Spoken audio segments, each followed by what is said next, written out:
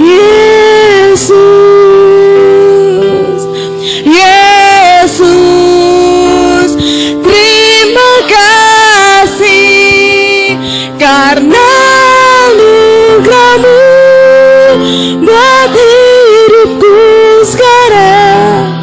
Ku kan memuji-Mu selamanya.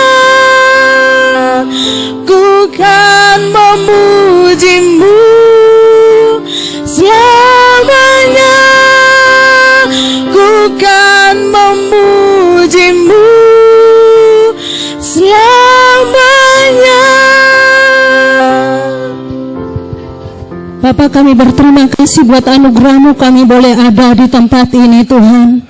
Satu tujuan bagi kami rindu dibekali oleh kebenaran firman Tuhan. Kami ingin wawasan kami dibukakan oleh Tuhan pada malam hari ini melalui seminar Tuhan.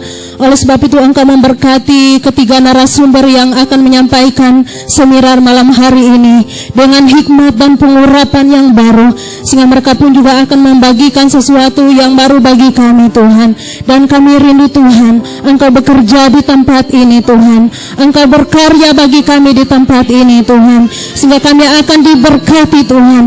Kami pulang sebentar, kami akan menerima sesuatu yang baru dari Allah.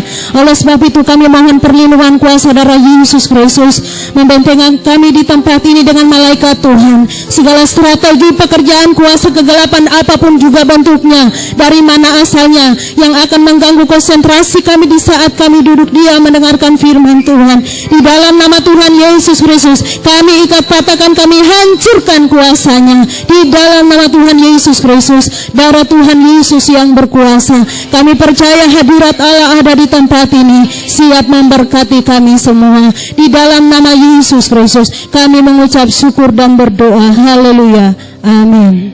Silakan duduk. Silakan duduk jemaat Tuhan. Saya serahkan kepada Bapak Martino untuk memberikan kata pengantar.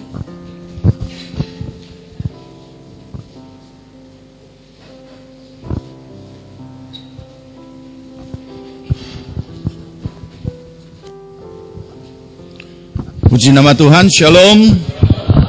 Atas nama tim pengembalaan dan seluruh jemaat GPWS Palu, kami mengucapkan banyak terima kasih dan sekaligus selamat datang bagi ketiga hambanya atau hamba Tuhan yang kemarin sudah melayani di kebaktian pelajar Kristen Palu, dan malam hari ini membagikan berkat bagi kita semua tentang masa depan yang cerah. Oleh karena itu kami sangat bersyukur dan berterima kasih kepada Tuhan, dan sekaligus terima kasih kepada hamba-hamba Tuhan yang sudah bersedia untuk mengisi akan acara ataupun seminar pada malam hari ini di tempat ini.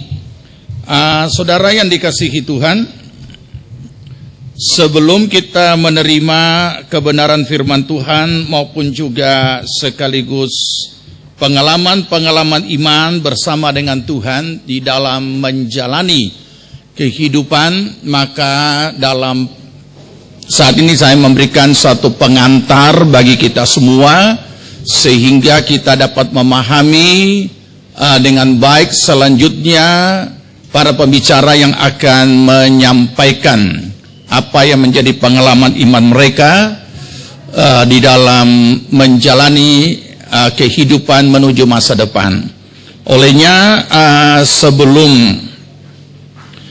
sebagaimana kita ketahui dan di mana kita sudah dibagikan brosur, dan di brosur ini ada ayat-ayat yang tercantum. Hidup adalah suatu perjalanan. Ya, bisa kelihatan? Bisa. Oke, kalau bisa kelihatan kita baca bersama. Hidup adalah suatu perjalanan. Perjalanan menuju masa depan. Masa depan yang cerah yang dijanjikan Tuhan. Di mana? Ya, itu kita sudah hafal ya, Yeremia 29:11. Dan Tuhan berkata di dalam Amsal 23:18, karena masa depan sungguh ada dan harapanmu tidak akan hilang. Nah, saudara, dalam pengantar ini saya berikan pengantar bagi kita supaya kita mudah menangkap dan mengikuti apa yang akan disampaikan nanti. Kita tahu bahwa hidup ini menuju masa depan. Karena tadi adalah pagi, kemudian siang, kemudian jadi sore, kemudian jadi malam, dan saat ini dan sebentar kita pulang, kita akan tidur. Itulah seluruh perjalanan hidup kita seiring dengan perjalanan waktu. Nah, jangan lupa kita ada sekarang karena masa lalu, dan kita ada di depan nanti karena masa sekarang. Nah, itu sebabnya hanya kita harus berhati-hati. Jangan menjadi yesterday people, tetapi juga jangan menjadi hanya sekedar today people, tapi juga future people. Kenapa? Sebanyak orang tidak bisa menjalani masa hidupnya sekarang karena trauma yesterday, peristiwa-peristiwa lampau. Nah, ada juga banyak orang yang hanya menikmati hidupnya sekarang dengan mengatakan hanya sekali kita hidup, nikmatilah. Dia tidak memikirkan the future. Nah, kita tidak. Kita tahu bahwa kita ada di sini karena ada masa lampau. Dan kita akan datang karena ada sekarang di sini. Jadi semua harus berada pada jalannya Tuhan. Jadi jangan kita hanya menjadi yesterday people seperti nyanyiannya The Beatles, yesterday. Bukan. Tidak, itu jangan menjadi trauma-trauma masa lampau. Jangan membuat kita sudah tidak kuat menjalani masa hidup kita. Nah, itu sebabnya karena menuju masa depan berarti sesuai firman Tuhan. Masa depan sungguh ada. Dan masa depan yang sungguh ada itu adalah masa depan yang penuh harapan. Dan setiap kita menuju masa depan pasti mau berhasil. Tapi selalu kita ditanamkan pemahaman keberhasilan bukan tujuan. Sebab kalau keberhasilan kita jadikan tujuan hidup, segala cara akan kita halalkan, yang penting berhasil. Jadi saya akan tutup pengantar ini dengan menuliskan beberapa angka bagi kita untuk kita bisa kembali mengingat yang sering saya sebut sebagai matematika keberhasilan. Ya.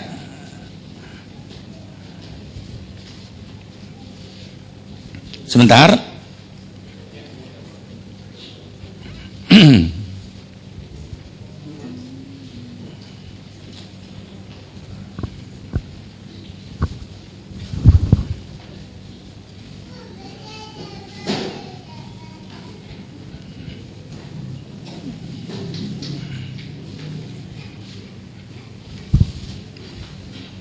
Ini dia.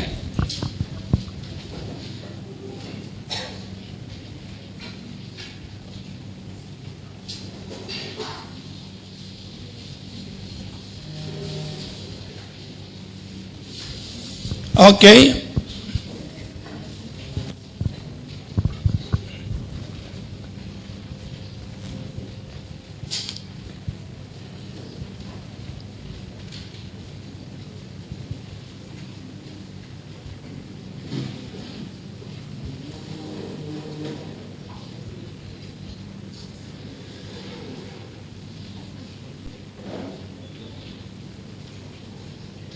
Baik, ini kita lihat sebentar.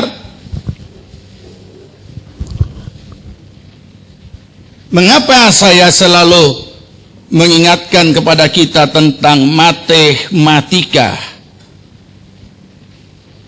keberhasilan? Sebab banyak orang tidak memahami. Oke, kita renungkan sejenak. Dan mari kita lihat.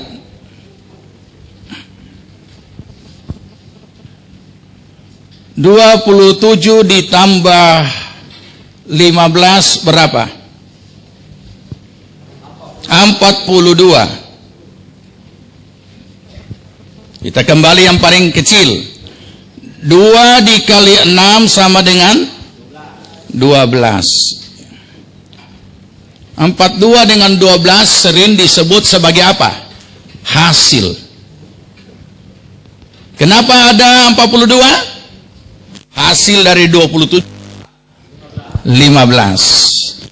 Kenapa ada 12? Hasil dari 2 kali 6. Jadi ini hasil. Biasanya umumnya kita dalam menjalani hidup dalam filosofi kesuksesan di luar sana, di dunia sana, dunia sekuler, semua hanya terfokus kepada hasil. Padahal sehingga segala usaha, segala cara dihalalkan demi mencapai hasil. Padahal ini hasil ini karena adanya proses. Inilah yang namanya proses. Nah, nanti sebentar ketika ketiga pembicara kita akan membagikan kepada kita bagaimana proses yang begitu luar biasa yang dialami di dalam menjalani hidup mereka, di dalam mencapai apa yang namanya keberhasilan. Nah, sekarang kalau angka tadi kita buang tadi 42 kan? 42 dengan berapa? 12. Ini angka apa? Nah, sekarang tidak ada proses. Hanya ada angka 42, hanya ada angka 12. Maka dia akan jadi nomor urut. Nomor urut yang ke-42 atau nomor urut yang ke-12. Jadi kalau kita mau mencapai, misalnya mau capai 5 juta tanpa mau diproses dan tidak mau menjalani proses, berarti kita urutan antri nomor 5 juta. Nah, tunggu Jo sampai Tuhan Yesus datang baru capai itu keberhasilan. Ya, jadi malam ini masing-masing akan menyampaikan bagaimana pergumulan di dalam iman, berjalan bersama Tuhan menuju masa depan dalam proses, macam-macam proses.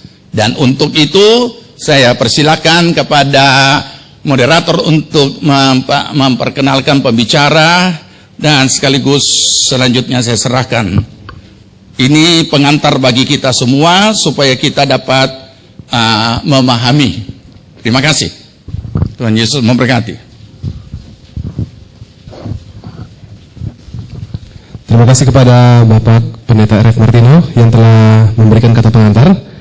Baik, pada malam hari ini kita akan mendengarkan kesaksian maupun materi dari ketiga narasumber kita.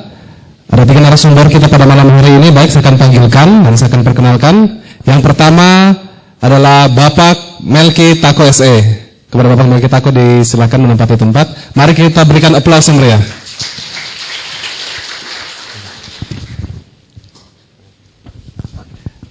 Narasumber kita yang kedua adalah Bapak Theo Mose. Mari kita berikan aplaus yang meriah kepada Bapak Theo Mose. Disilakan mengambil tempat di tempat yang telah disediakan. Dan yang ketiga adalah Bapak Arbe Tako. Mari kita sambut dan kita berikan aplaus yang meriah. Ya, kepada Bapak Arbe Tako disilakan. Baik, untuk sesi pertama kita akan mendengarkan ada 2 narasumber yang akan berbicara pada sesi yang pertama, yaitu Bapak Melki Tako SE dan Bapak Theo Mose. Baik, sebelum kita mulai, saya akan membacakan sekilas riwayat dari Bapak Melki Tako. Bapak Melki Tako lahir di Gorontalo tanggal 31 Oktober 1979. Beliau memiliki seorang istri dan 2 orang anak, 1 putri dan 1 putra. Beliau juga adalah anak dari Bapak Arbe Tako yang juga merupakan pembicara pada malam hari ini. Bapak Melki Tako tahun 2004 sampai 2006 bekerja sebagai marketing di perusahaan ekspedisi Berlian Anugrah. Tahun 2006 sampai 2008 sebagai general manager di perusahaan ekspedisi Berlian Anugrah. Dan tahun 2008 sampai sekarang beliau menjabat sebagai direktur di perusahaan PT Berlian Anugrah Transportasi di Surabaya. Baik, kita akan mendengarkan materi dari beliau. Saya serahkan kepada Bapak Pendeta Kitako untuk menyampaikan.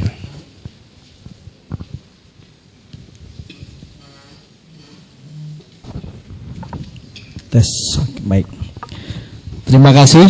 Selamat malam. Saya ambil posisi di mimbar.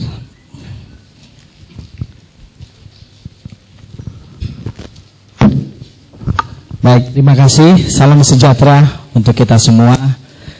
Yang saya kasihi dan hormati, saya lebih akrab panggil Om Martino, atas kesediaannya kami ada di tempat ini untuk bisa membagikan berkat buat saudara-saudara, Bapak dan Ibu sekalian di tempat ini, dan juga kepada semua pengurus PPS Jemaat Palu yang telah mengundang kami di tempat ini. Baik, saya ingin sharing tentang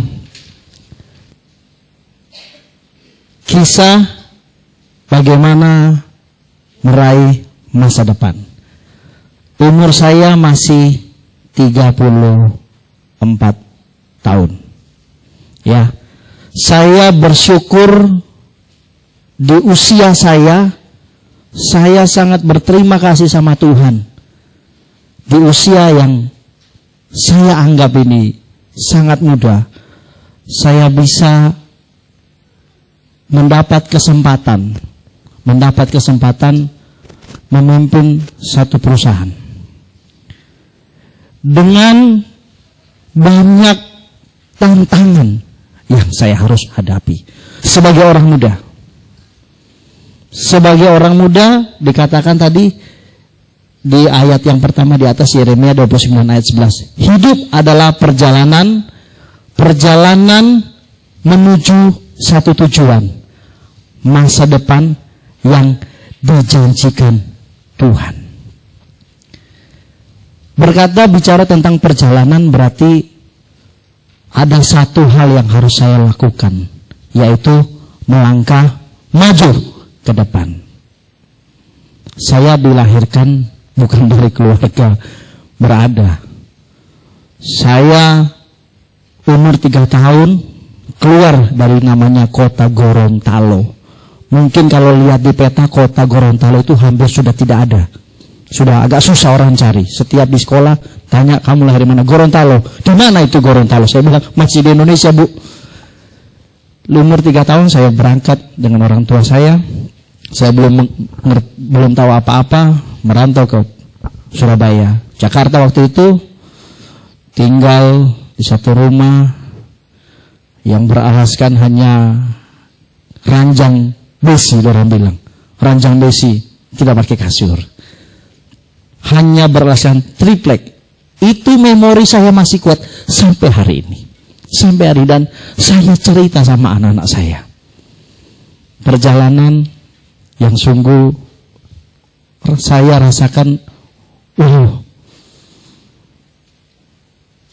berjalannya waktu, saya sekolah, SD, SMP, SMA, sampai saya bisa melanjutkan ke sarjana S1.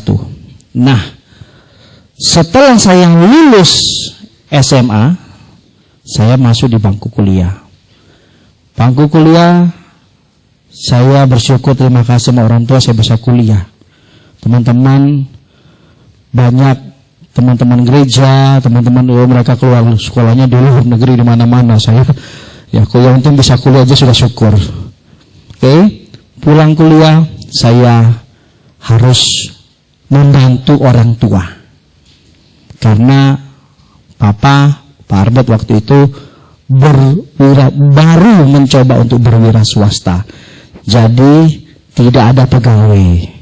Yang dijadikan pegawai adalah anaknya. Kan tak bayar, sudah bayar uang sekolah saya. Jadi saya menghabiskan waktu saya tidak bermain, tapi bekerja dengan orang tua tanpa gaji. Tolong digaris bawahi, bekerja tanpa gaji, cuma dikasih makan sama uang sekolah. Saya alami itu. Tapi saya bersyukur, saya diproses sama Tuhan. Diproses namanya namanya perjalanan itu, proses itu tidak ada proses yang enak. Siapa bilang proses itu enak? Semua proses pasti ada hal yang harus dikorbankan. Pasti. Saya punya hobi, saya punya komunitas, teman-teman semua, saya punya kesenangan, masa muda, nggak ada. Tidak ada. Saya lepaskan semua. Saya belajar, saya melihat dari kisah-kisah Alkitab, pahlawan-pahlawan Alkitab yang luar biasa. Saya belum seberapa.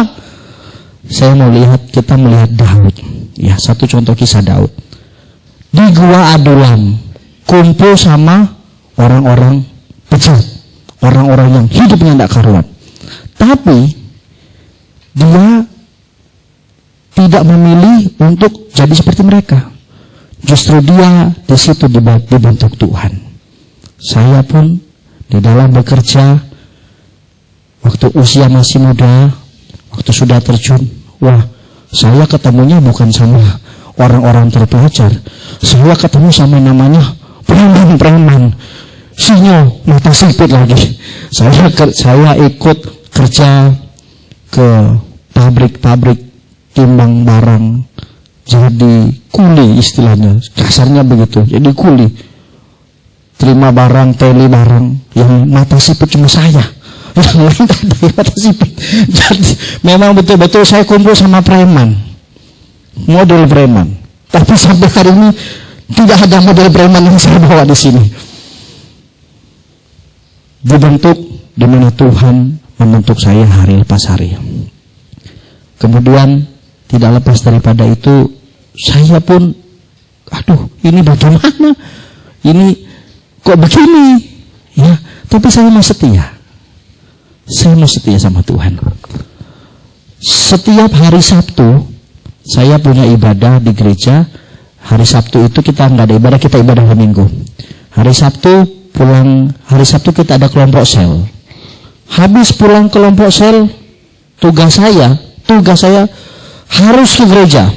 Ke gereja, bikin apa? Gereja saya gulung kabel, ambil di gudang, 3 perlengkapan sound system gereja cabang yang harus saya setting setiap malam Minggu. Baku angka aja itu, drum 1 set, itu organ 1 set, sound system baku angka, karena cuma sewa gedung. Jadi ini peralatan semua gereja punya, jadi saya harus melakukan itu. Saya rutin, saya setia melakukan itu. Dan saya merasa, wah, ini satu hal yang sekarang mungkin saya meminta lagi, sudah nggak ada pelayanan itu. Pelayanan yang seperti itu sudah nggak ada, karena sudah settle. Jadi gereja sudah punya alat-alat. Tapi saya belajar dari situ. Sampai jam 12 malam saya baru pulang. Besok pagi saya harus jaga jadi operator sound system jam 7 pagi. Pulang jam 12 malam, besok pagi jam 7 saya harus jaga jadi operator. Hari lepas hari, bulan lepas bulan, tahun lepas tahun, saya menjalani itu. Saya pun mulai bekerja dengan Bapak. Sudah mulai jadi kuli, diangkat. Boleh kamu jadi marketing sekarang. Oke, terima kasih. Saya mulai market saya jalan.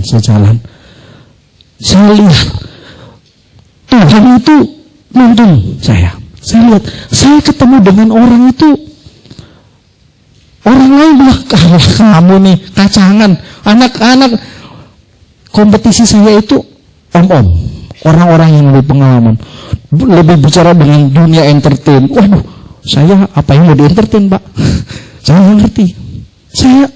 Tapi saya melihat tangan Tuhan itu membawa saya ke satu kemuliaan kepada kemuliaan. Waktu itu orang tua saya hanya melayani satu rute dari Surabaya Gorontalo.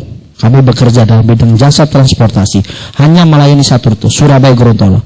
Begitu saya ada di kantor, saya mulai menjadi marketing, saya mulai mencoba membuka 1 rute, 2 rute, 3 rute, 4 rute. Tidak terasa sampai terakhir saya 4 tahun saya bekerja, saya sudah ada perwakilan di 27 provinsi. Saya kalau lihat itu saya bingung. Ini Tuhan, apa yang Tuhan lakukan? Saya juga nggak tahu. Tadi Om bilang 5 juta nomor urut. Aduh, kalau 5 juta mau dikali sampai Tuhan datang, sampai di sorga setelah itu keberhasilan mereka mendapat. Proses. Kalau mau dibilang angka, saya mau yang paling besar Om. Saya mau yang paling besar. Tapi mau paling besar berarti DP proses bukan 6 kali 2, tapi 1 juta kali 1 juta. Bicara lagi sudah bukan perkalian, tapi multiplikasi kuadrat. Apakah Anda siap? Sering dalam perjalanan kehidupan saya pun sebagai orang muda banyak tantangan, tidak gampang. Tapi saya mau belajar satu dari begitu saya mengalami problem, pasti kendala. Namanya berjalan bersama dengan Tuhan itu harus ada pikul salib. Proses perjalanan menuju masa depan. Tuhan sudah punya janji sama kita. Kita harus ambil itu janji. Nah, waktu ambil ini janji, jangan cuma ambil. Tuhan sudah kasih di sana, itu kita harus ambil. Nah, waktu mengambil ini kita mau berlari mengejar itu tujuan. Nah, pada waktu proses inilah bagaimana sikap hati kita. Yang dunia tawarkan sekarang ini bukan hal yang pasti. Semua di dunia ini tidak ada yang pasti. Yang pasti cuma satu, ya tidak pasti. Bagaimana saya melihat dalam perjalanan hidup saya, Tuhan sungguh menuntun, dan saya lebih banyak berharap sama Tuhan. Ada satu kisah, waktu itu saya tiba-tiba dikasih pekerjaan untuk mengerjakan satu proyek besar, memindahkan satu alat besar. Jadi saya harus memerlukan alat namanya tongkang. Saya dengan Pak Arbet cari tongkang sampai di Jakarta, sampai ke tengah laut. Sudah kita pilih ini tongkang. Oke Pak. Sudah berdoa, sudah damai sejahtera. Oh, damai sejahtera, lihat itu kapal bagus, damai sejahtera sudah. Ketemu sama yang punya, ketemu. Bicara harga, bicara, sudah deal. Tiba-tiba pulang, saya dengan Pak Arbet, mau kasih DP belum? Jangan dulu, oke. Jangan belum kasih DP. Tapi saya sudah kirim satu orang utusan saya untuk bawa ini kapal ke Surabaya. Untuk kita pakai dari Surabaya, saya akan bawa ke Semarang waktu itu. Sudah oke, sudah kita pulang. Bicara sempat lama dengan pemilik kapal, minta tolong oke, ya sudah oke. Tiba-tiba begitu saya pulang ke Surabaya, petugas saya yang saya taruh di kapal telepon sama saya. Saya sudah sampai Surabaya, dia sudah perjalanan. Ini kapal harusnya ke Surabaya, bukan ke tempat lain.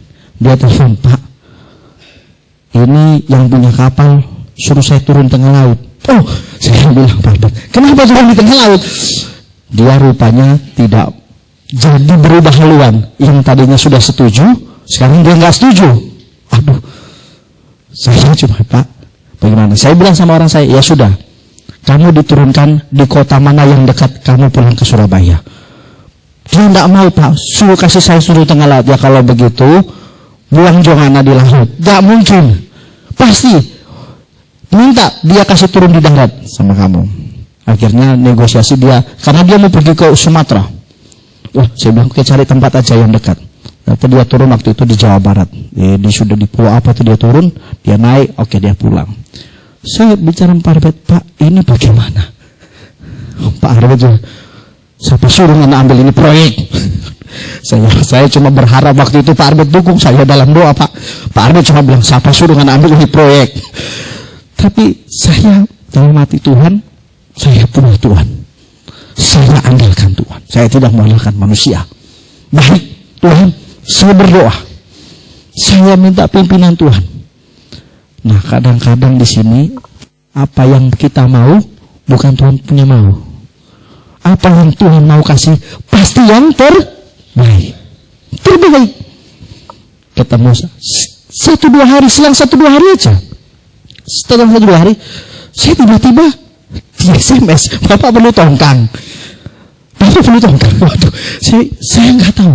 Ini mau saya baca SMS itu sambil menangis. Tuhan terima kasih Tuhan apa yang Tuhan sudah kerjakan. Tuhan tuntun saya. Saya baca ini SMS, saya pergi, saya ajak Pak Arbet ke kantor yang jadi broker. Waktu itu tongkang ini memang susah, terlalu banyak broker. Tahun kedua, tahun ketiga, saya ajak Pak Arbet, kita ke kantor. Lihat di sana, melihat secara kasat mata, aduh, ini kantor juga, ya memang kantornya ada, tapi sedikit meragukan. Tapi saya bilang, Pak, bagaimana? Damai sejahtera, tidak urus yuk. Papa sudah tidak mau urus ini. Oke Pak, kalau begitu, Pak Arbet tenang aja, saya akan handle ini. Bersama dengan Tuhan, kita cakap melakukan sesuatu. Saya cuma punya Tuhan, tolong saya. Tuhan tolong saya. Saya sudah nggak bisa apa-apa. Ternyata ini tongkang luar biasa. Saya tidak lihat tongkangnya. Tiba-tiba saya cuma kasih DP, tongkangnya datang sendiri. Ini tongkang baru keluar dari pabrik. Bayangkan, Tuhan kasih ini. Yang kemarin bukan tongkang baru, tongkang bekas. Kita bilang itu sudah lebih baik, tapi Tuhan mau kasih yang baik. Ini tongkang luar biasa. Terakhir, sudah sampai pekerjaan proses. Ini orang yang kasih proyek ke saya, bikin masalah. Karena ternyata dia janji sama saya cuma mau potong tongkang ini kan ada pagar, dia punya pagar ini, dia cuma mau potong, dia bilang 10 meter Pak. Panjang tongkang ada 35 dan 40 meter panjang tongkang. Lebar itu. Dia cuma potong 10 meter Pak. Oke, silakan. Waktu itu ini di Semarang, tongkang ini di Semarang. Dari Surabaya dia ambil barangnya di Semarang. Saya pulang ke Surabaya, sebulan Surabaya beberapa hari. Terus saya survei lagi ke Semarang, karena saya nggak mungkin stay di sana. Sampai di Semarang, saya punya kaki Sototofori. Apa yang dia bikin? Saya punya tongkang. Dengan pekerjaan harus membedakan. Dia sudah potong itu orang punya tongkang. DP pintu dari ujung sampai ujung. Saya lihat, aduh, sampai kaki Sototofori lihat ini pekerjaan ini. Tapi satu yang saya lihat, yang saya ambil dari sini, Tuhan, kalau saya sudah melangkah bersama dengan Tuhan, Tuhan yang akan memegang tangan saya. Tuhan yang akan memberi kekuatan. Apa yang terjadi sama pemilik tongkang? Brokernya cuma telepon saya, Pak, minta tolong Pak, ini kenapa tongkang saya jadi begini Pak? Dia juga sudah nggak bisa marah sama saya, karena sudah dipotong. Saya cuma bilang, Pak, saya tanggung jawab. Barang ini masuk di dalam tongkang, kita akan kembalikan ini seperti semula. Oke, cuma ada bayar penalti, gak ada masalah. Perjalanan sampai pada endingnya, hari lepas hari saya lihat pertolongan Tuhan tidak pernah terlambat. Itu orang yang punya tongkang cuma bilang sama saya, oke Pak, gak ada masalah, silakan Pak, yang penting barang Bapak juga bisa masuk. Saya cuma minta Tuhan, tolong kasih lembut ini hati yang punya tongkang. Saya juga nggak tahu kok dia bisa nggak marah-marah saya, nggak maki-maki saya. Dia punya tongkang keluar dari pabrik loh, keluar dari pabrik Pak. Kalau tongkang bekas boleh aja kita potong-potong. Di situ saya lihat, sungguh tangan Tuhan yang memegang. Apa yang kadang-kadang kita pikir baik, belum tentu. Tuhan sediakan yang terbaik. Saya bilang sama Pak Arbet, coba kalau itu tongkang yang pertama kita ambil Pak Arbet, mungkin saya sama saya sudah di penjara. Papa lihat saya sudah, mungkin saya di penjara sekarang. Mau suruh ganti itu orang punya tongkang berapa banyak. Tapi saya lihat itu pertolongan Tuhan yang tidak pernah terlambat. Proses yang saya alami kedua, masalah kekudusan. Itu strong point bagi setiap kita orang muda, khususnya seorang pria. Saya sering pergian keluar pulau, banyak tantangan. Apalagi saya kumpul dengan banyak orang yang bersosialita dengan saya. Tuhan bilang, waktu saya mendapat tiap renungan setiap hari, waktu saya baca firman, Tuhan cuma bicara tentang kekudusan. Kekudusan. Meraih masa depan cara yang dijanjikan oleh Tuhan. Itu ada harga yang harus kita bayar. Kerjakanlah apa yang menjadi bagian kita. Saya punya teman keluar, sudah beberapa kali dia keluar masuk, ditahan. Dia tanya, kenapa ya aku kok keluar masuk dari pekerjaan, Mel? Saya bilang, kamu harus setia dengan perkara kecil. Jangan kamu pekerjaan coba-coba, nggak enak keluar, nggak enak keluar. Besok-besok kamu tulis saja di situ jabatan yang diinginkan direktur.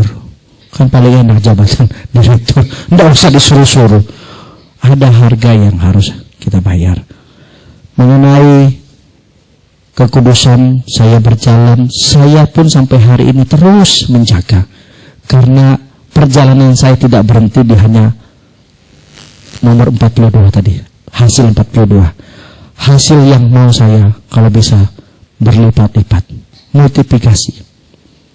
Jadi begitu saya mau ambil yang berlipat-lipat, berarti semakin tantangan yang saya hadapi pun, proses yang saya alami pun harus semakin besar.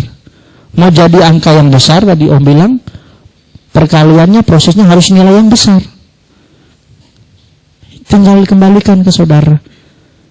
Mau ambil yang besar? Kadang-kadang kita cuma mau terima hasil yang besar. Mau proses yang besar? Nanti dulu dong. Yusuf. Saya juga banyak belajar dari kisah Alkitab Yusuf. 13 tahun. Umur 17 dia dijual saudara-saudaranya. Umur 30 dia diangkat Tuhan menjadi raja. Dia mengalami proses selama berapa tahun? 17 dia dijual sama saudara-saudaranya. Dia mengalami proses umur 30 dia diangkat jadi raja. Berapa tahun? 13 tahun. Proses di mana? Di penjara paling bawah.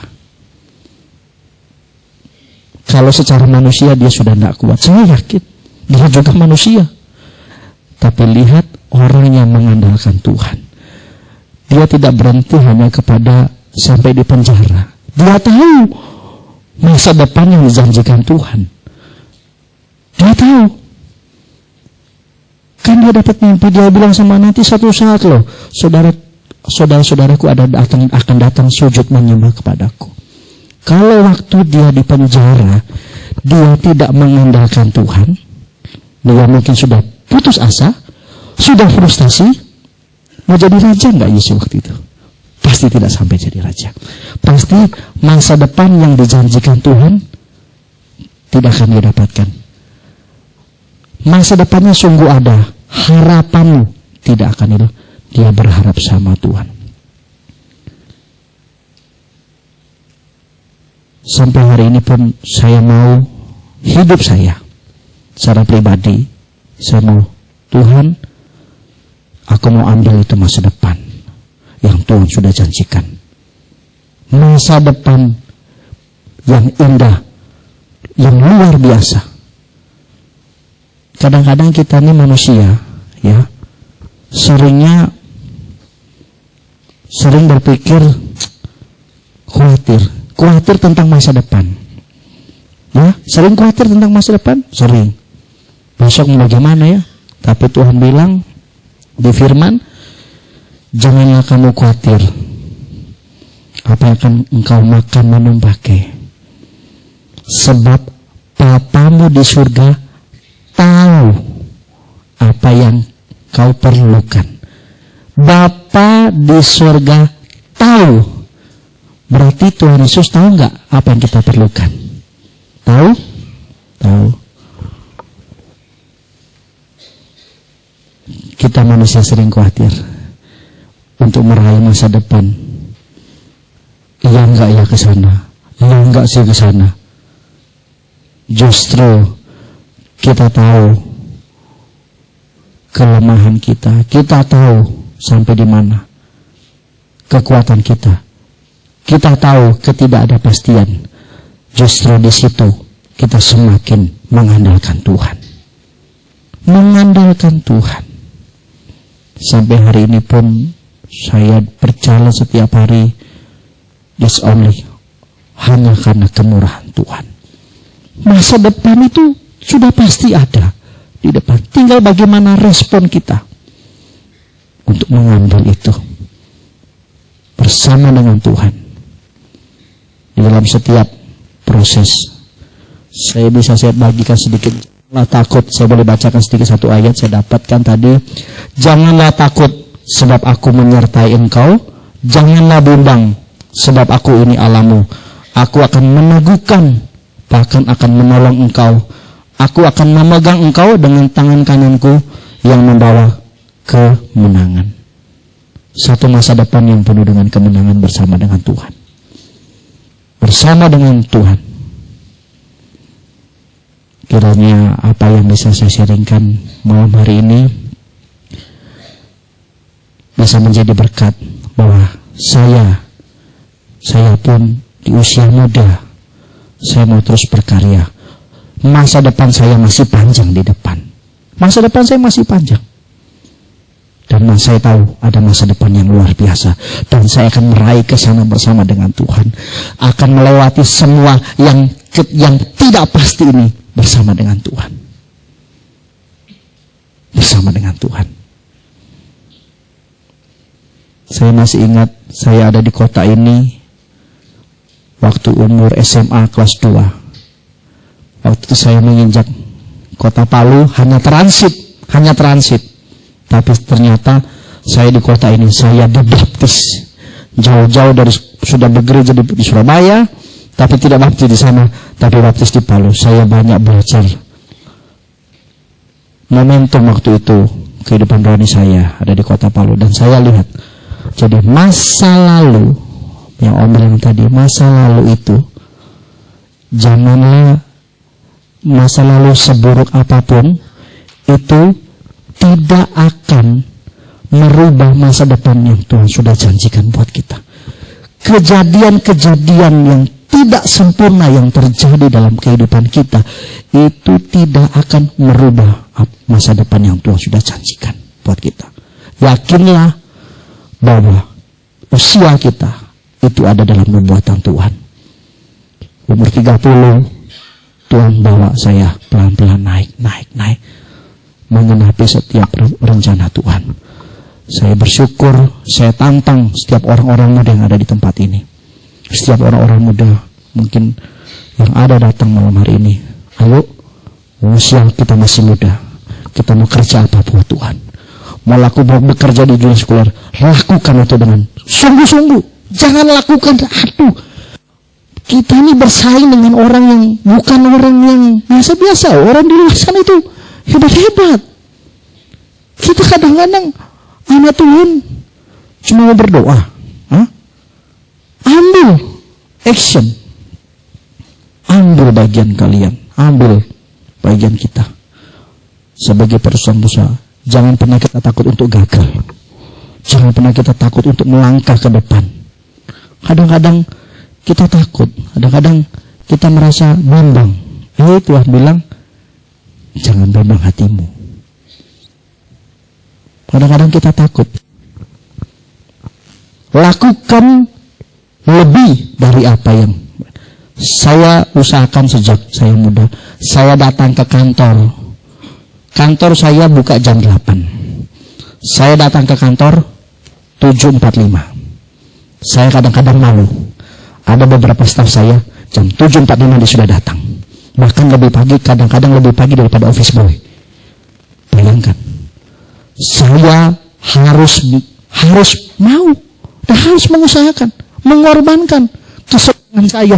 Mau tidur sampai jam 10 saya sebenarnya juga boleh. Tapi apa yang saya dapat kalau tidur jam 10? Saya tidak akan dapat apa-apa. Tapi saya mau datang lebih pagi.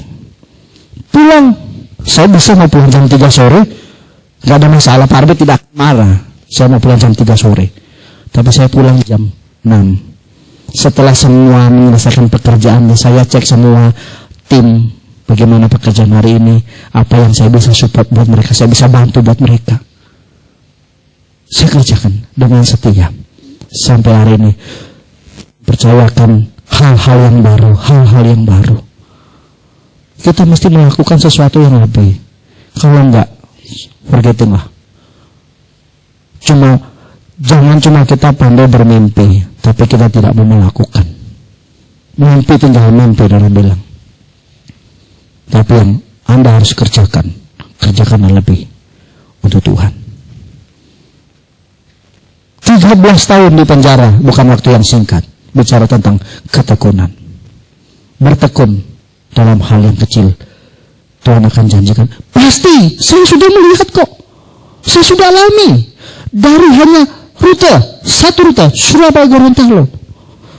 Tuhan percayakan. 27 provinsi sudah bisa kita handle. Belajar mulai dari situ. Sekarang bersama dengan Pak Theo, satu usaha yang lebih besar skupnya. Dulu hanya mungkin tidak terlalu besar. Sekarang kami dengan Pak Theo sudah bisa mulai meranjak ke pelabuhan. Kami sekarang sudah berkompetisi dengan Pelindo. Lawan kami sudah dengan Pelindo. Di dunia usaha kami sekarang bersaing dengan BUMN, perusahaan Pelindo. Pak Theo sebagai direktur perusahaan kami yang sedang sekarang menggarap terus berkompetisi. Semua ini karena Tuhan. Bertekun, setia dengan perkara kecil, Tuhan akan kasih perkara yang besar. Masa depan itu ada. Tinggal kita mau meraih. Tambah-tambahan Om tadi bilang, itu tambahan-tambahan betul. Tapi kalau mau jadi nomor urut, ya agak paling enak memang mau tinggal terima bersih. Ya itu nomor urut. Itu yang bisa saya bagi buat saudara-saudara sekalian, bahwasanya masa depan itu sungguh ada. Bersama dengan Tuhan kita akan melewati semuanya. Cara tentang kekudusan itu yang utama. Karena kita, khususnya kami, saya pria dan masih muda, saya melangkah terus berjalan di dalam kekudusan. Biarlah itu bisa menjadi berkat buat Bapak, Ibu, rekan-rekan dan saudara yang ada di tempat ini. Bagi hormat kemuliaan nama Tuhan. Sampai bertemu lagi di lain kesempatan. Tuhan memberkati.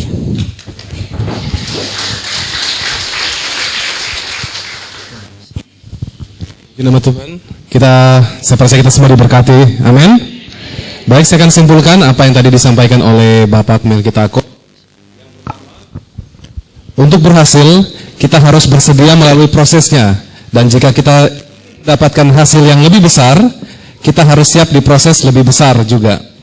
Kemudian yang kedua, kita harus setia mulai dari perkara-perkara yang kecil, mengandalkan Tuhan, menjaga kekudusan sebelumnya.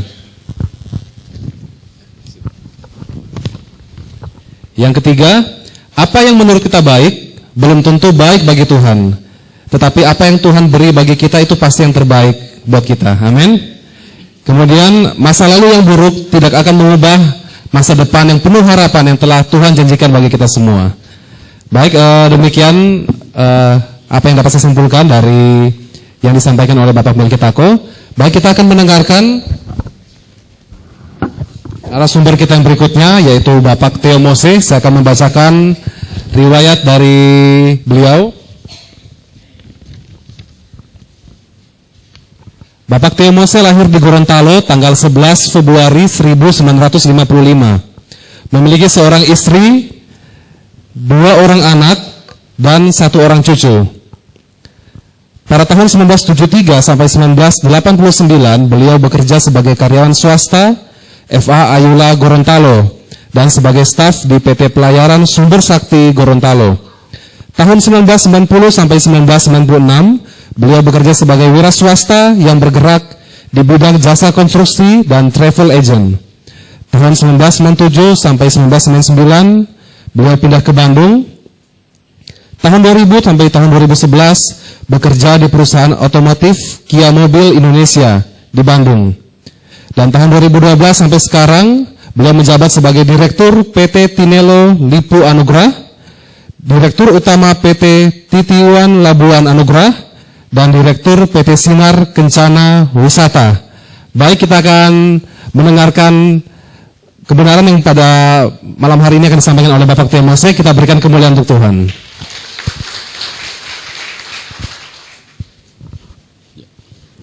Salam. Puji Tuhan, saudara, saya bersyukur kepada Tuhan bisa berada di kota Palu ini, berada di tengah-tengah Bapak Ibu sekalian Jemaat Palu, GPPS Jemaat Palu.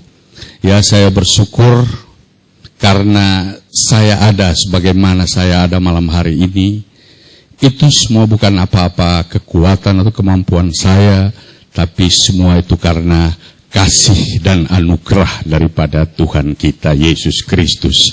Puji Tuhan, saudara yang kasih, terima kasih buat Bapak Pendeta Martino, terima kasih juga buat panitia yang sudah mempercayakan untuk saya sebagai salah satu narasumber atau pembicara dengan tema yang akan saya sampaikan malam ini, berjalan di dalam rancangannya Allah.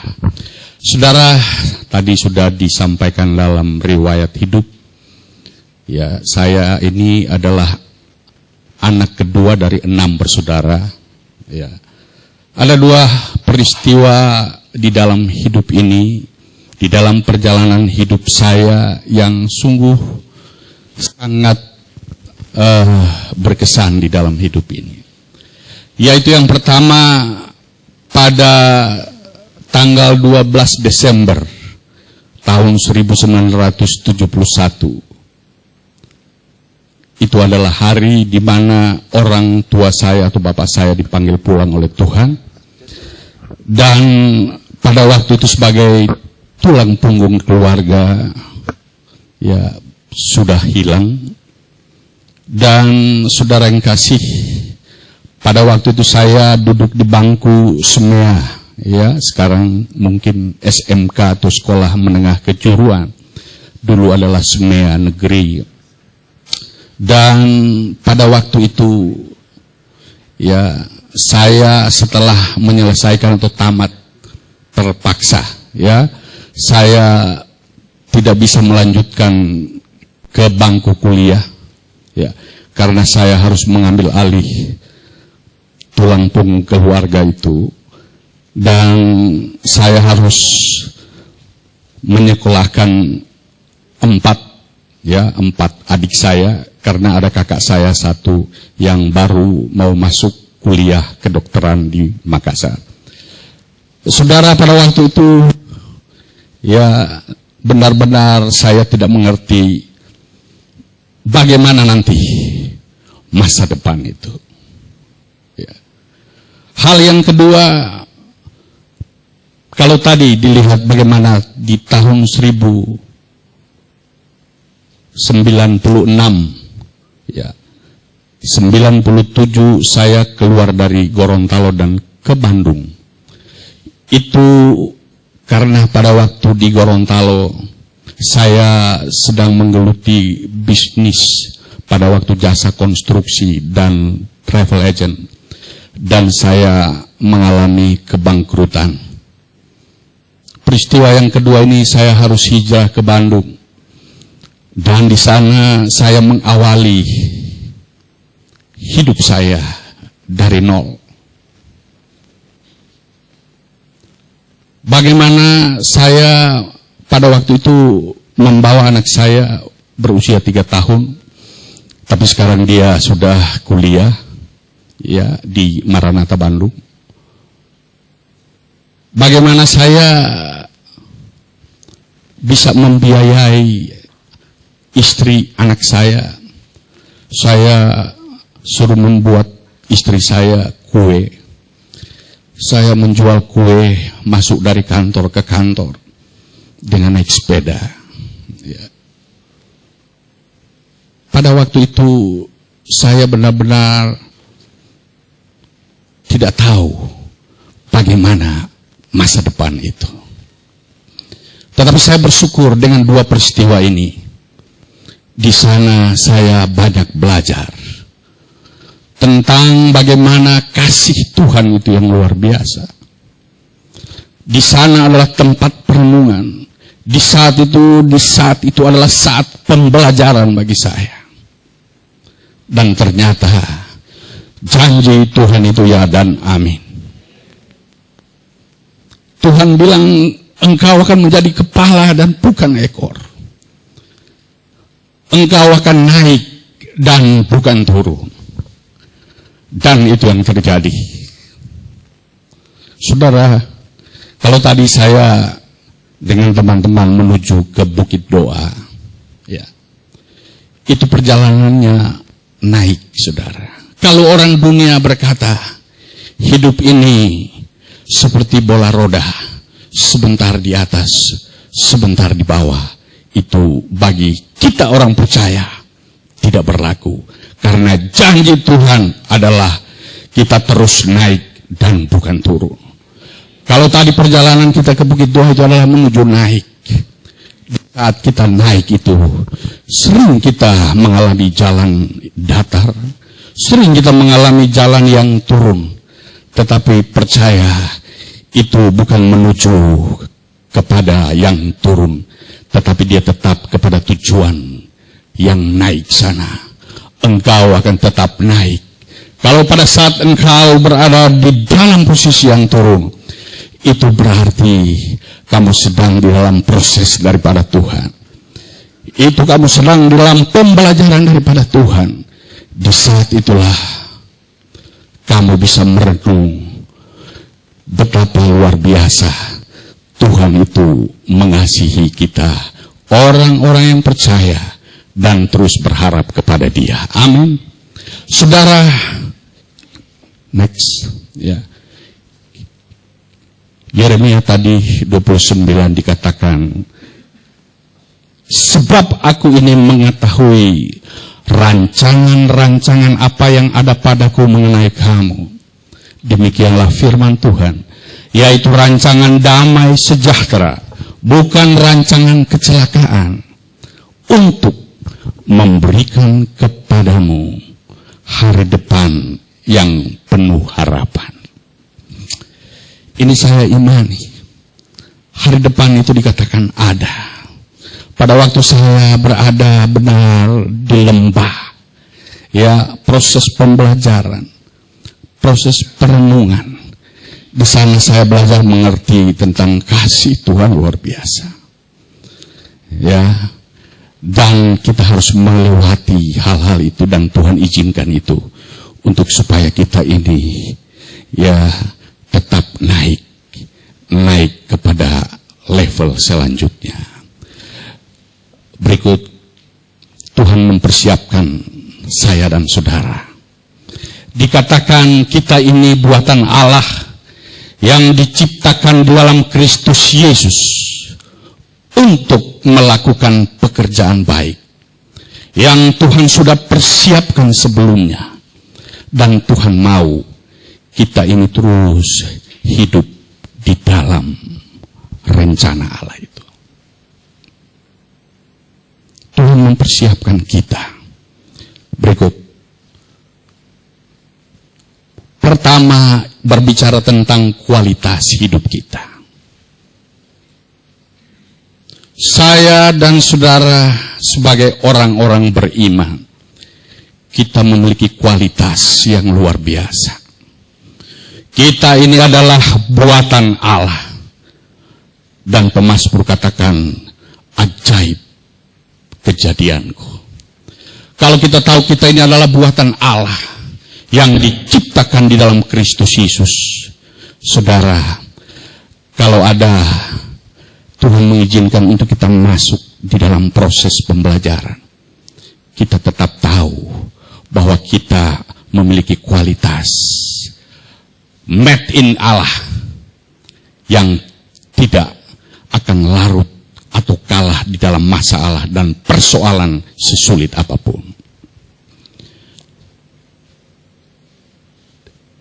Sebab Tuhan Allahmu, Dialah yang berjalan menyertai kamu untuk berperang bagimu melawan musuh, dengan maksud memberikan kemenangan kepadamu. Saudara, ayat ini berkata Tuhan akan memberikan kemenangan.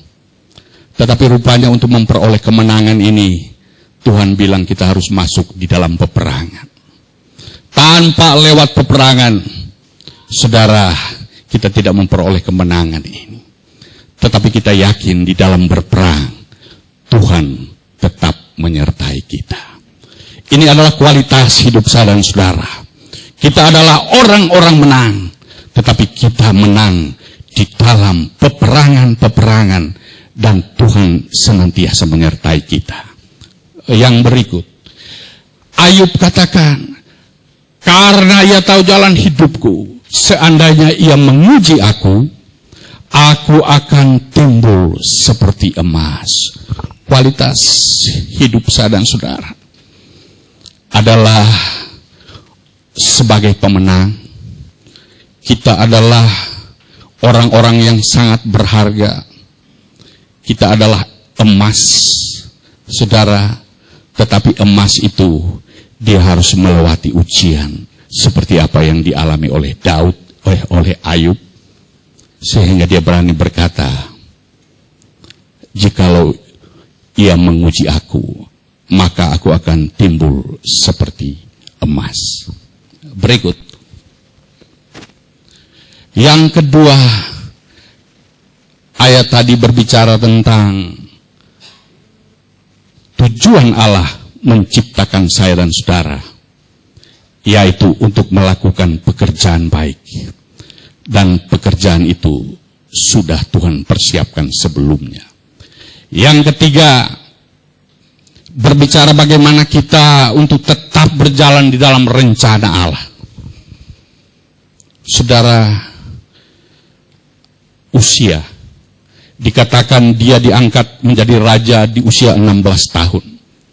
Tetapi apa yang dikatakan di dalam ayat yang keempat, dikatakan ia melakukan apa yang benar di mata Tuhan, tepat seperti yang dilakukan Amazia ayahnya. Ia mencari Allah selama hidup Sakaria yang mengajarnya supaya takut akan Allah. Dan selama ia mencari Tuhan, ini yang luar biasa, Allah membuat segala usahanya berhasil. Allah membuat segala usahanya berhasil. Yang membuat saudara kita berhasil di dalam apa yang kita kerjakan, apa yang kita lakukan, saudara, adalah Tuhan.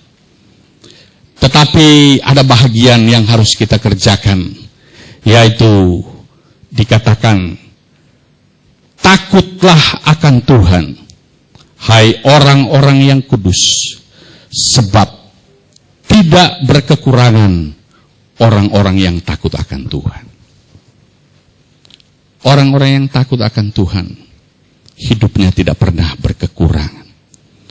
Anak-anaknya orang benar tidak pernah meminta roti. Dikatakan firman Tuhan, singa-singa bisa mati kelaparan. Tapi orang-orang yang benar, ya, anak cucunya tidak pernah minta roti. Ini saudara benar-benar saya alami di dalam hidup ini, luar biasa. Ya. Yang saya tahu, orang tua saya adalah orang yang takut akan Tuhan. Orang yang mendidik kepada anaknya nilai-nilai rohani yang luar biasa. Kami dididik sedemikian rupa sejak kecil, bagaimana hidup mencari Tuhan dan takut akan Tuhan. Dan ini saya percaya, Tuhan mengasihi orang-orang seperti ini. dan dikatakan anak cucunya tidak pernah meminta-minta roti. Saya banyak saudara mengalami apa yang dikatakan oleh firman Tuhan, apa yang tidak pernah dilihat oleh mata, apa yang tidak pernah timbul di dalam hati kita, itu yang Tuhan berikan. Pada waktu saya saudara membawa keluarga saya di Bandung, saya tidak tahu apa yang harus saya kerjakan. Waktu itu saya berusia 40 tahun. Mau cari pekerjaan, dicari dibutuhkan, saudara, usia, tidak ada yang cari usia 40 tahun. Mungkin kalau ada, mungkin satpam, saudara. Tetapi saya nekat aja, ya. Sudah orang Bandung bilang kagok, sudah berada di sana. Tapi saya harus bekerja. Saudara, menjual kue tadi, ya mungkin tidak cukup. Tetapi saudara, saya berpikir saya harus bekerja. Tapi mau kerja apa? Ya, saya coba melamar di mana mereka lihat usia 40 tahun, tidak pernah dipanggil-panggil, saudara. Ya, tidak pernah dipanggil-panggil. Mau jadi satpam juga mungkin diragukan, saudara. Tidak ada kumis, tidak ada jenggot. Ya, saudara. Tetapi Tuhan itu luar biasa. Saya berdoa kepada Tuhan. Ya, pada waktu saya pertama menginjakkan kaki di Bandung dari Jakarta naik kereta, begitu sampai di stasiun Bandung, saudara, saya bilang kepada istri saya lihat ada tukang kumpul puntung rokok, saudara. Saya bilang dari kaca jendela itu, saya bilang, ini kalau saya tidak dapat kerja di Bandung, ini saya harus jadi tukang puntung rokok ini, kumpul puntung rokok. Ya, secara bercanda saya bilang sama istri saya. Tidak ada bayangan sama sekali tentang masa depan. Ya, saudara, suram. Tetapi, saudara, itu benar-benar proses pembelajaran. Oh, Tuhan izinkan hal itu bisa terjadi dan saya alami. Ya, setiap hari, setiap malam saya berseru kepada Tuhan. Ya, saya minta tolong kepada Tuhan. Saya minta kepada Tuhan untuk bisa mendapatkan pekerjaan. Saudara, satu saat saya bertemu dengan teman. Dan dia ngajak saya, ya saudara, bekerja menjual sandal. Ya, kalau di Bandung jual sandal, saudara, jual sepatu. Saya jual sandal, saya jual sepatu, tapi itu tidak lama. Saya bilang, Tuhan, ya berikanlah jalan, buka jalan. Kira-kira apa Tuhan yang bisa saya lakukan di usia ya 40 tahun ini? Ya, tidak pintar komputer. Saudara tidak tahu lagi, bukan tidak pintar. Ya, kalau dites masuk karyawan mungkin disuruh komputer sudah langsung tidak lulus. Ya, saudara. Tetapi luar biasa Tuhan itu. Satu saat saya dipanggil oleh teman. Ya, karena saya sering ikut komsel, saudara. Dia tanya kerja di mana, saya bilang jual sandal. Dia menawarkan saya, bagaimana kalau jadi sales mobil? Wih, saya pikir sales mobil. Ya, mobil apa? Saya bilang mobil Kia. Ya, mobil Kia. Itu tahun 2000, saudara.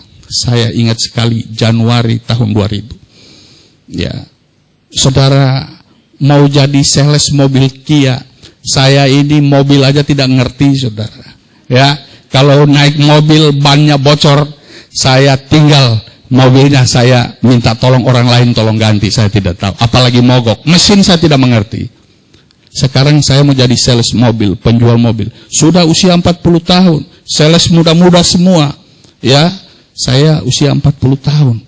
Tapi saya bilang sama Tuhan, saya akan minta sama Tuhan. Sekarang Tuhan kasih ini, masa saya tolak? Ya, saudara, saya tekuni itu. Saya jalani. Luar biasa, saudara. Pada waktu itu di Januari tahun 2000, mungkin saudara ada yang pernah coba mobil Kia. Ya, pertama keluar adalah Carnival pada waktu itu, saudara. Mobil ini besar, ya, harganya 200 juta sekian. Mau jualnya susah. Tetapi luar biasa, saudara, pada waktu saya di pameran menjual, malam itu saya bisa menjual 10 unit. Dan di bulan itu saya bisa menjual 50 unit. Owner saya ini kaget. dipikir saya ini pintar jualan, saudara. Ya, ini luar biasa katanya. Ini mungkin tamatan sekolah apa, saya tidak tahu. Ya, saudara, saya dipercayakan lagi untuk naik jadi supervisor. Saya pegang tim. Ya, tim saya jualan luar biasa. Saya juga kaget, saudara. Kalau Tuhan sudah waktunya, saudara, untuk mengulurkan tangan untuk menolong saudara, tidak ada yang mustahil bagi Tuhan. Saudara, saya pada waktu tim supervisor, penjualan saya luar biasa naik. Saya dipercayakan lagi jadi kepala cabang. Ya, luar biasa, cabang saya jadi nomor 1 jualannya. Saya dipercayakan pegang 2 cabang, 3 cabang. Saya dipegang area, wilayah, luar biasa. Sampai saya diangkat sebagai general manager. Saudara, saya benar-benar tidak pernah terpikirkan. Ya, saya di tahun 2005, saudara, penjualan terbaik. Dan saya dikirim ke Korea. Ya, ke beberapa negara, saudara. Saya belajar di sana, di pabriknya. Saudara, saya dikirim ke luar negeri. Dan ini tidak pernah timbul di dalam pikiran saya. Di usia yang 40 sekian, Tuhan mempercayakan hal yang luar biasa. Dan Tuhan memberkatinya. Saudara, pada waktu saya sudah mencapai puncak-puncaknya. Bahkan setelah itu saya diangkat sebagai direkturnya. Saudara, saya berdoa kepada Tuhan. Apakah ini sudah sampai kepada puncaknya? Tuhan, saya berdoa. Saya tahu janji Tuhan naik, bukan turun. Kepala dan bukan ekor. Saya pengen jadi owner, Tuhan. Ya, saudara.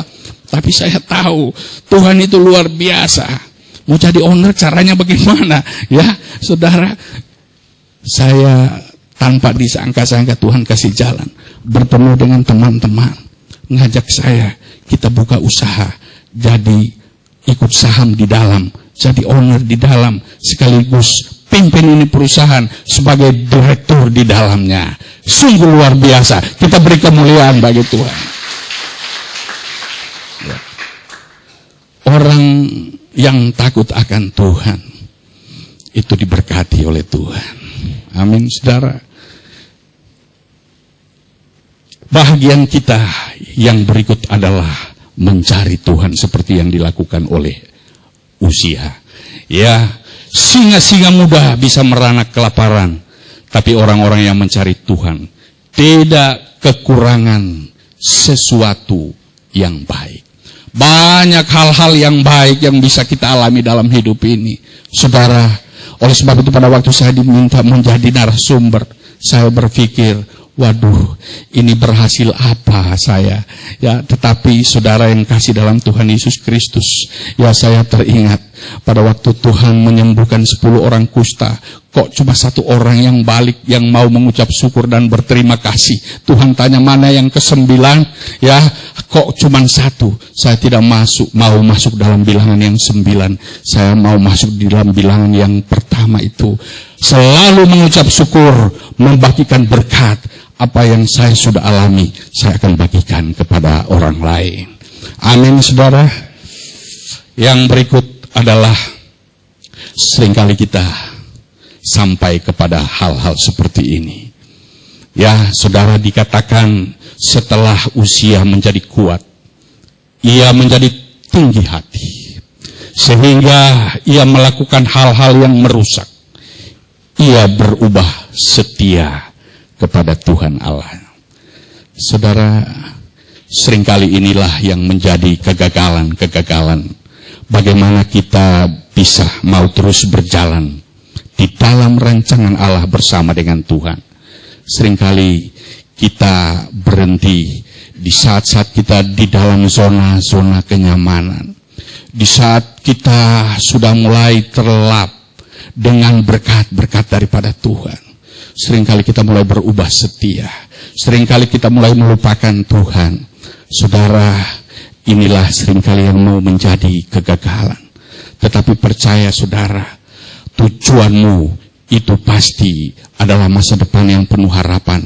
Biarlah kita harus terus proses pembelajaran itu, terus kita mau belajar untuk jikalau kita gagal kita bangkit, kita mau berjalan terus sampai kepada tujuan kita yang Tuhan kehendaki.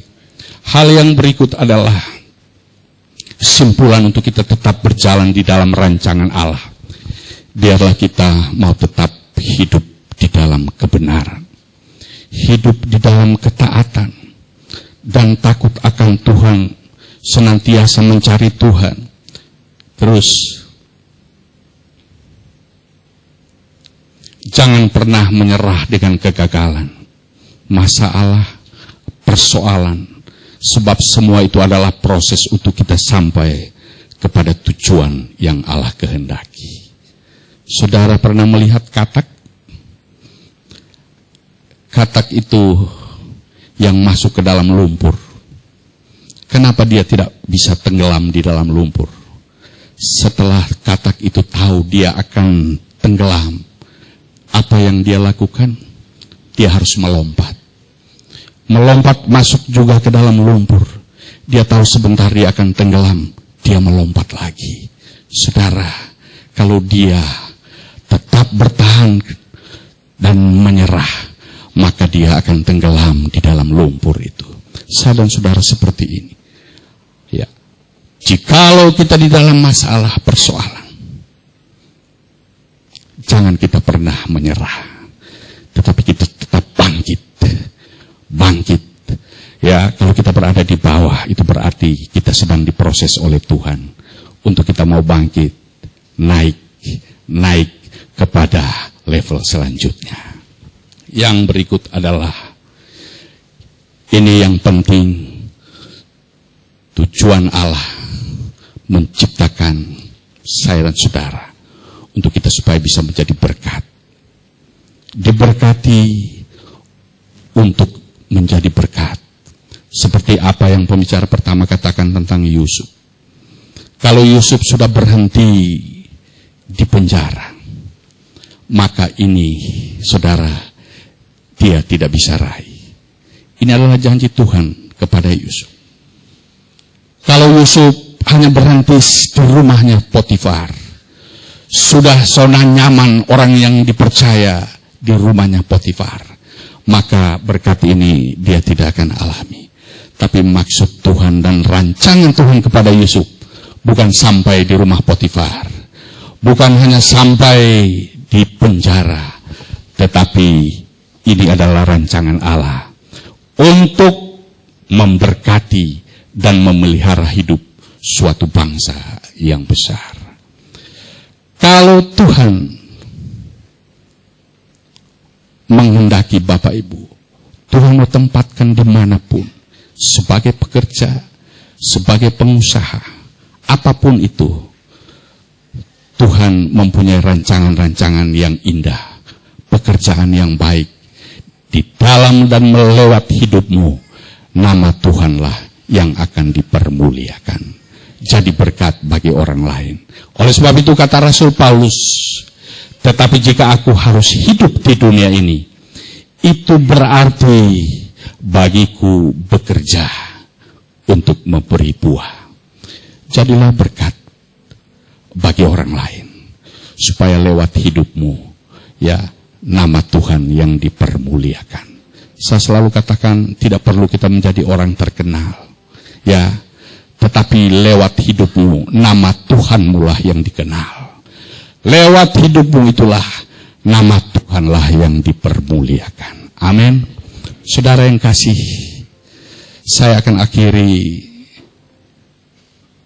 materi saya ini dengan sebuah lagu. Satu lagu ini, saudara, saya ciptakan di saat-saat saya di dalam keterpurukan pada waktu di Bandung. 2 tahun, saudara, saya benar-benar, ya, mengalami hal-hal yang sulit. Ya, bagaimana Tuhan memproses hidup saya, tetapi sungguh luar biasa. Ya, setiap hari saya datang kepada Tuhan. Ya, saya minta kepada Tuhan. Saya berdoa kepada Tuhan untuk supaya bagaimana Tuhan memberikan saya jalan.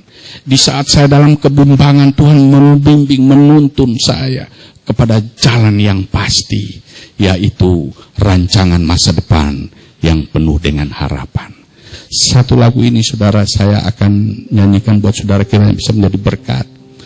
Pujian ini selalu menginspirasi saya di saat saya di dalam kelemahan, di saat saya di dalam masalah persoalan. Saya nyanyikan pujian ini, dan ini yang memberikan saya bisa menjadi kuat kembali.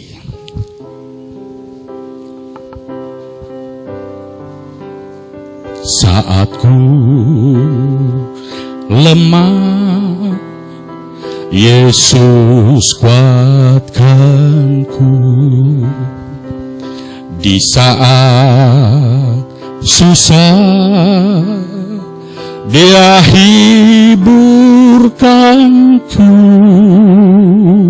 Dia beriku damai dan sukacita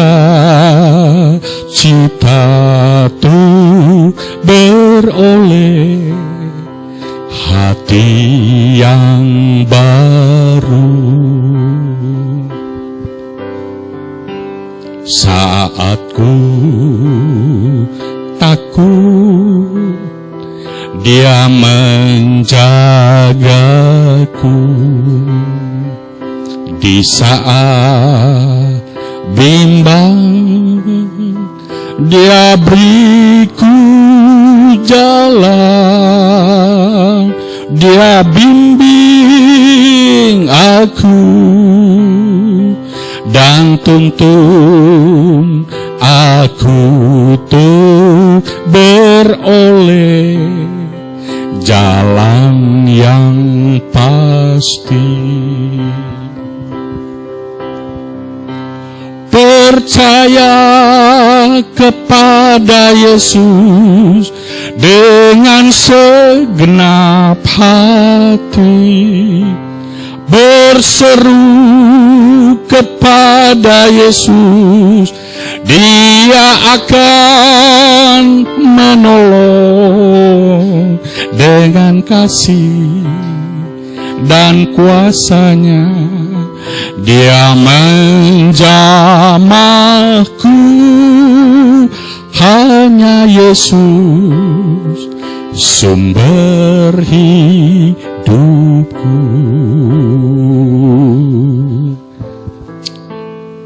Kiranya pujian ini dan apa yang saya sampaikan, kiranya itu bisa menjadi berkat. Pujian yang kira bisa menjadi inspirasi bagi sidang jemaat di tempat ini. Percayalah, Tuhan bisa merubah air mata menjadi mata air. Tuhan bisa merubah kegelapan menjadi terang.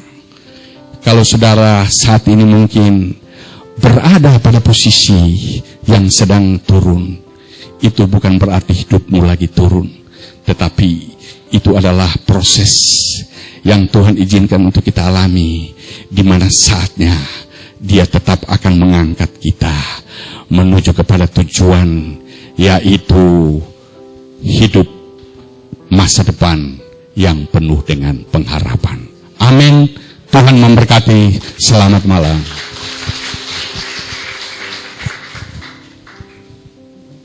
Terima kasih kepada Bapak Theo Mose yang telah membagikan berkat buat kita semua pada malam hari ini. Baik, kita akan beri sejenak untuk makan malam. Saya percaya kita semua sudah mulai lapar ya. Baik, nanti setelah makan malam jangan beranjak pulang karena masih ada sesi dari Bapak Arbetako, dan juga di akhir dari sesi beliau kita ada sesi tanya jawab. Jadi bagi Bapak Ibu Saudara sekalian yang ingin bertanya kepada ketiga narasumber kita dapat bertanya pada sesi terakhir. Kemudian untuk makan malam sebentar, silakan menukarkan voucher makan yang telah diterima tadi pada saat masuk di pintu masuk, ditukarkan dengan makan malam. Dan waktu makan malam, waktu makan kita 20 menit dari sekarang. Jadi kita kumpul kembali di tempat ini jam 8 tepat. Jadi jam 8 tepat sesi kedua akan dimulai. Baik, untuk makan malam pada seminar kali ini. Mohon kesediaan dari Bapak Insinyur Dani Cowindra untuk memimpin kita di dalam doa. Kepada Bapak Dani disilakan.